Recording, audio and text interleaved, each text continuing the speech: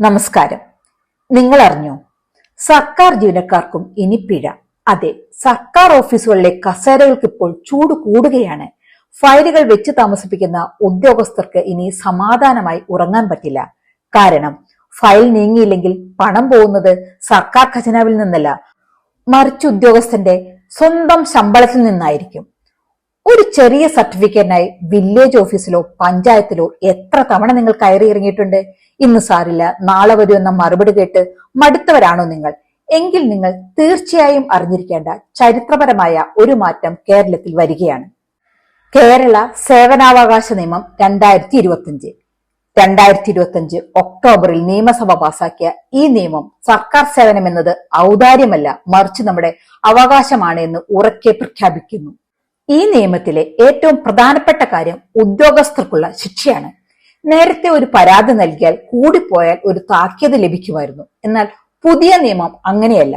നിങ്ങൾ ഒരു സേവനത്തിന് അപേക്ഷ നൽകി മതിയായ കാരണമില്ലാതെ അത് വൈകിക്കുകയോ നിരസിക്കുകയോ ചെയ്താൽ ഉത്തരവാദപ്പെട്ട ഉദ്യോഗസ്ഥന് ഇനി പിഴ കിട്ടും. വെറും പിഴയല്ല, 1000 രൂപ മുതൽ 10,000 രൂപ വരെയാണ് പിഴ. ഇനി നിങ്ങളുടെ പരാതി കേൾക്കേണ്ട മേലുദ്യോഗസ്ഥൻ അത് വൈകിച്ചാൽ അവർക്ക് 15,000 രൂപ വരെയും പിഴ ലഭിക്കും. ഏറ്റവും വലിയ പ്രത്യേകത എന്താണെന്നോ, ഈ പിഴത്തുക സർക്കാർ ഖജനാവിൽ നിന്നല്ല, മറിച്ച് ആ ഉദ്യോഗസ്ഥന്റെ സ്വന്തം ശമ്പളത്തിൽ നിന്നായിരിക്കും ഈടാക്കുക. ചുരുക്കത്തിൽ, പണിയെടുത്തില്ലെങ്കിൽ ശമ്പളം കയ്യിൽ കിട്ടില്ലെന്ന് സാരം. രണ്ടാമത്തെ കാര്യം, പരാതികൾ കേൾക്കാൻ വിവരാവകാശ കമ്മീഷൻ മാതൃകയിൽ ഒരു സംസ്ഥാന സേവനാവകാശ കമ്മീഷൻ രൂപീകരിക്കുമെന്നതാണ്. ഉദ്യോഗസ്ഥർക്കെതിരെ നിങ്ങൾക്ക് നേരിട്ട് കമ്മീഷനിൽ റിവിഷൻ ഹർജി നൽകാം.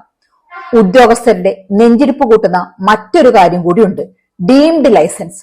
പണ്ടൊക്കെ ഉദ്യോഗസ്ഥർ വിചാരിച്ചാലേ ലൈസൻസ് കിട്ടുമായിരുന്നുള്ളൂ. എന്നാൽ ഇനി അങ്ങനെയല്ല.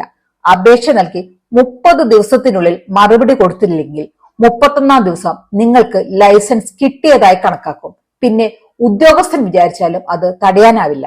ബിസിനസ് ചെയ്യുന്നവർക്കും കെട്ടിടം പണിയുന്നവർക്കും ഇത് വലിയ ആശ്വാസമാണ്.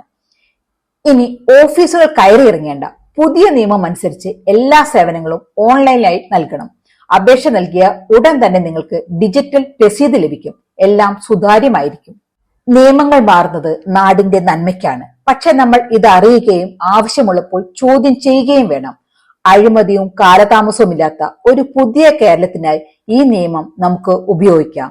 നന്ദി, നമസ്കാരം.